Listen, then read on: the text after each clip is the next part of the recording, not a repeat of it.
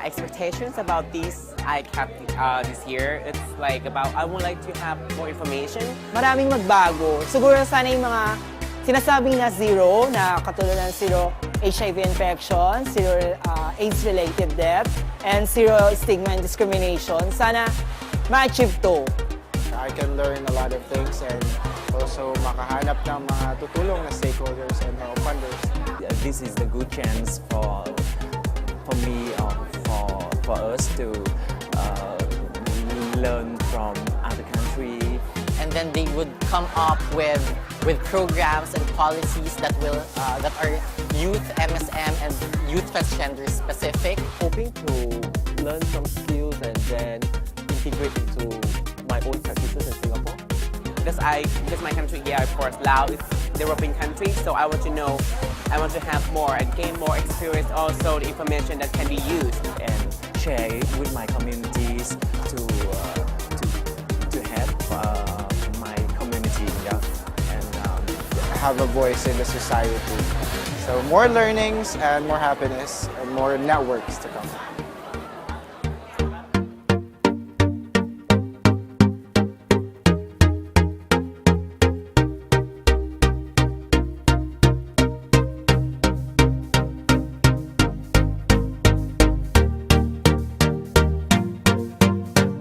Zero new HIV infections. The main principle of the first zero is to stop and reverse the rise in number of new HIV infections in Asia and the Pacific. The increasing number of people who are being infected with HIV are suffering from it without even noticing that they are being infected with HIV. We can focus on the most vulnerable group, such as young people, to be prevented from the HIV infections. To maybe look at how they can look at the needs of LGBTQI youths, and also how to integrate it in the greater curriculum of the comprehensive sexuality education. The thing that we're doing in our city or in the organization that I've been part of is that we really involve the community, because community involvement is really very important in achieving all these three goals. There's a need to have intervention that it will not spread among our community. What we try to promote is how actually condom use can be pleasurable. How? One, you don't have to think about getting pregnant. You don't have to think about an STI. Can you imagine how that's going to affect performance if you don't have to worry about those things? The biggest sex organ is the mind.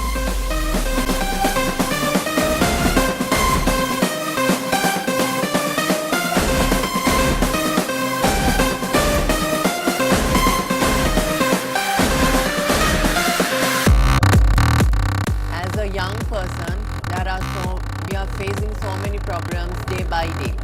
In Australia and around the Asia Pacific region, there's still a lot of barriers in place for us looking after our health and safety at work as sex workers and preventing HIV transmission. This includes the criminalisation of sex work and condoms being used as evidence to criminalise sex workers. Yung knowledgeable na mga tao about sa HIV, hindi pa ganun ka-wide. Usually, service providers really don't know about transgender. Those where people are in the private clinics, hospitals, they really don't know about what transgender are and what are the transgender issues. And unknowingly, and just because of they don't know the issues, and these things makes us more vulnerabilities with HIV.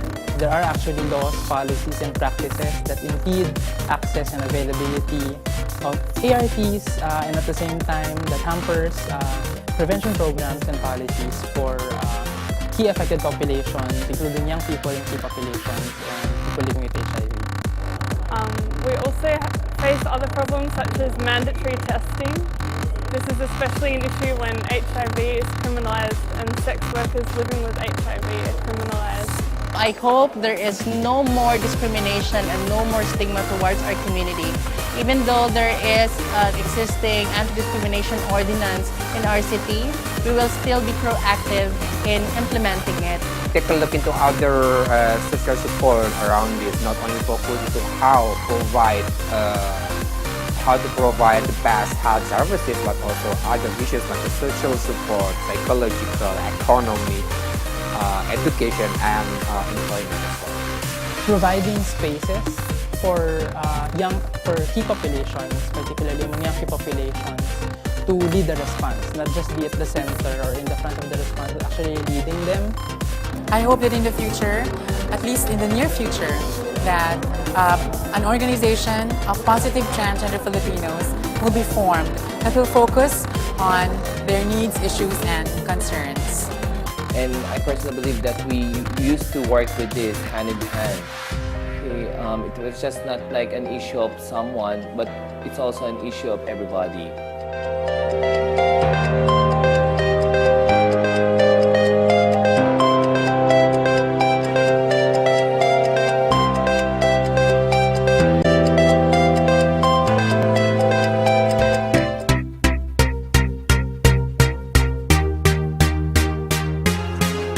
This year's ICAP calls on young people to be agents of change. And with the theme of Asia Pacific reaching 000 through innovation, we look to you, the young people, to assume a leadership role.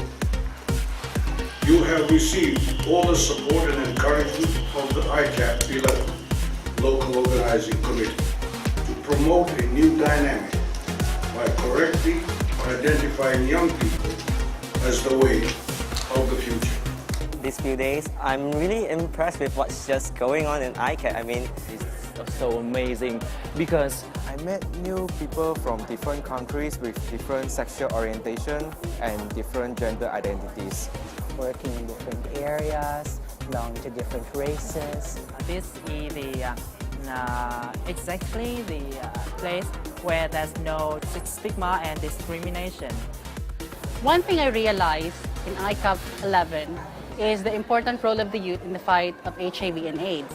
Instead, contributing to the problem, we make the solution. Youth is the investment. I learned a lot from the other country, and I think those information will be very helpful to my country, to my group, to my community in Vietnam. I could really see youth being involved in all sectors like academics, community, whatever. So I'm really impressed with how ICAP has really involved youth into their conference, because nowadays, like the youth, the voices, they need to be heard. And also I have listened some experience, for example, to use social media to do the promotion. That's why I think especially I like the presentation of the youth voice count, because they promote and have a lot of advocacy to the youth. It's a great experience, and I believe that whatever I've learned, it has strengthened my skills, and I can take it home and make a change. And it was so honor for me to attend for this ICAP. I was got a chance to share my situation in Sri Lanka regarding young transgenders through YVC. I believe that every people, especially young people like me, can learn a lot of things from ICAP, and I hope that we can use that things, that knowledge, to come together and share the experiences, and hopefully what they learn from here could be replicated in their own country. I have heard the voices of young people living with HIV and the communities advocate who work very hard for us to get to zero. Zero infections, zero related deaths, and zero stigma and discrimination. Youth is the answer. We are the investment.